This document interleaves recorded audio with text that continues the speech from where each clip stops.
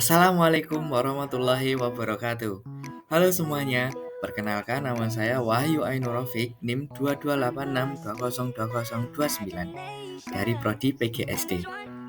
Hari ini kita akan membahas sesuatu yang bikin matematika terasa lebih mudah dan menyenangkan.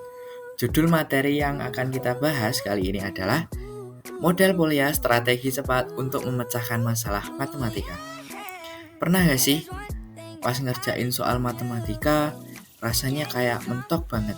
Udah coba berbagai cara, jawabannya masih salah. Atau bingung mau mulai dari mana.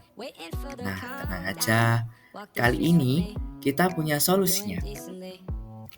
Model Polya ini ditemukan oleh George Polya, seorang ahli matematika jenius. Beliau merancang 4 langkah sederhana yang ampuh untuk memecahkan soal matematika apapun, mulai dari yang gampang sampai yang super rumit. Oke, untuk yang pertama, yaitu pahami masalahnya. Yang kedua, buat rencananya. Yang ketiga, eksekusi rencananya. Dan yang terakhir, yang keempat, yaitu adalah cek kembali jawaban kita. Nah, simpel kan? Nah, penasaran gimana cara menerapkannya? Yuk kita pelajari bersama-sama. Siapkan alat tulis kalian, karena kita akan langsung praktek dengan contoh soal yang seru. Oke, langsung saja kita mulai. Untuk yang pertama, yaitu ada pengertian metode Polya. Metode Polya adalah suatu pendekatan sistematis yang dikembangkan oleh George Polya, seorang matematikawan asal Hungaria, yaitu untuk membantu seseorang menyelesaikan masalah, terutama dalam bidang matematika secara logis dan terstruktur. Metode ini pertama kali diperkenalkan dalam bukunya yang terkenal berjudul How to Solve It pada tahun 1945. Dalam buku tersebut, Polya menjelaskan bahwa keberhasilan dalam menyelesaikan suatu permasalahan tidak hanya bergantung pada pengetahuan teknis semata, tetapi juga sangat ditentukan oleh kemampuan berpikir strategis dan runtut. Untuk yang selanjutnya, metode Polya tidak hanya bermanfaat dalam konteks penyelesaian soal matematika, tetapi juga sangat relevan dalam pengembangan keterampilan berpikir kritis dan pemecahan masalah dalam kehidupan sehari-hari. Pendekatan ini melatih siswa untuk berpikir sistematis, mempertimbangkan berbagai alternatif solusi, serta membiasakan diri untuk selalu mengevaluasi kembali hasil pekerjaannya. Metode Polya juga punya kelebihan. Yang pertama yaitu ada meningkatkan kemampuan berpikir kritis dan sistematis.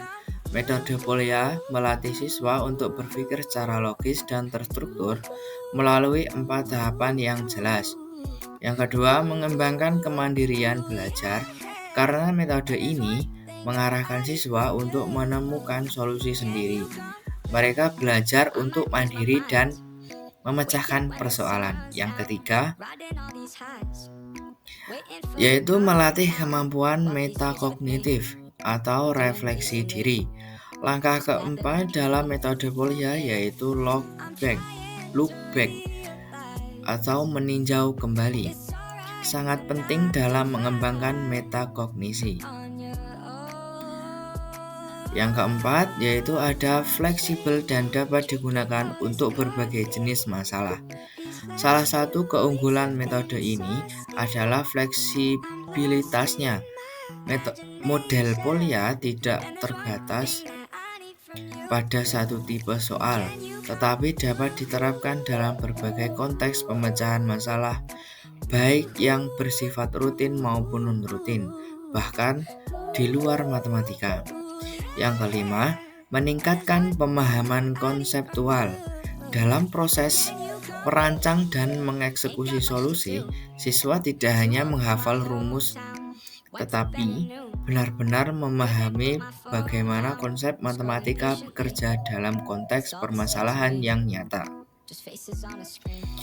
Selain kelebihan, metode Polya juga ada kekurangan. Yang pertama itu ada memerlukan waktu yang lebih lama karena prosesnya bertahap dan menuntut refleksi. Metode ini memerlukan waktu pembelajaran yang lebih banyak dibandingkan metode ceramah atau drill. Yang kedua, tidak cocok untuk semua tingkat kemampuan siswa. Bagi siswa yang belum terbiasa berpikir abstrak atau logis, terutama di tingkat awal, metode ini bisa terasa membingungkan. Yang ketiga, membutuhkan peran guru yang aktif sebagai fasilitator. Guru tidak hanya menyampaikan materi, tetapi harus membimbing proses belajar siswa secara aktif. Yang keempat, yaitu ada risiko mengabaikan strategi lain yang efektif. Karena fokus pada tahapan tertentu, ada kemungkinan siswa terlalu terpaku pada struktur langkah Polya dan tidak mengeksplorasi strategi lain yang mungkin lebih sederhana atau lebih cepat. Yang kelima, sulit diterapkan dalam penilaian standar. Dalam sistem ujian yang menekankan jawaban cepat dan tepat, metode Polya yang mengandalkan proses bisa kurang dihargai. Untuk yang selanjutnya, 4 langkah model Polya. Yang pertama yaitu memahami masalah. Langkah pertama adalah memahami dengan baik informasi yang diberikan dalam soal dan apa yang ditanyakan. Pada tahap ini, siswa harus mampu mengidentifikasi data-data penting, kondisi-kondisi yang diberikan, dan tujuan akhir dari soal tersebut. Yang kedua, yaitu merencanakan strategi penyelesaian. Setelah memahami masalah, langkah selanjutnya adalah menyusun rencana atau strategi yang akan digunakan untuk menyelesaikan masalah. Strategi ini bisa bermacam-macam, seperti membuat gambar, menggunakan tabel, mencoba pola tertentu, membuat persamaan, atau menyelesaikan masalah yang serupa terlebih dahulu. Yang ketiga, melaksanakan rencana. Pada tahap ini, siswa mulai mengimplementasikan strategi yang telah dirancang. Proses ini memerlukan ketelitian, kecermatan, dan disiplin agar rencana dapat dieksekusi dengan baik. Yang keempat, meninjau kembali hasil. Tahap terakhir dalam metode Polya adalah melakukan refleksi terhadap proses dan hasil penyelesaian.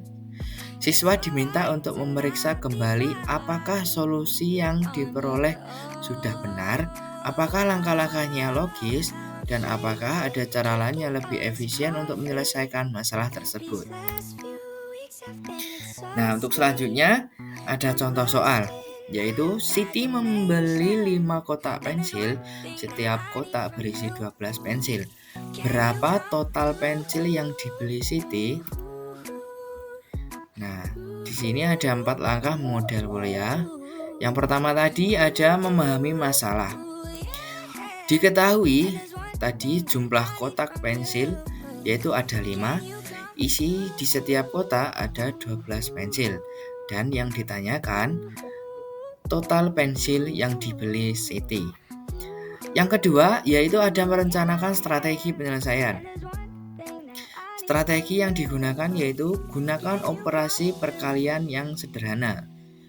Total pensil sama dengan jumlah kotak dikali isi per kotak. Untuk yang ketiga, melaksanakan rencana, yaitu menghitung dari perkalian yang tadi, yaitu ada jumlah kotak yaitu sama dengan 5, isi per kotak yaitu 12. Jadi di situ 5 dikalikan 12 sama dengan hasilnya 60. Untuk yang terakhir, yang keempat, meninjau kembali hasil. Periksa kembali 5 kotak dikali 12 pensil per kotak sama dengan 60 pensil. Masuk akal dan sesuai informasi soal. Jadi itulah model Polya, yaitu ada 4 langkah praktis untuk menyelesaikan masalah matematika. Ingat, yang pertama ada pahami, yang kedua rencanakan, yang ketiga eksekusi, yang keempat adalah evaluasi. Semakin sering dilatih, semakin mahir. Terima kasih, semoga bermanfaat.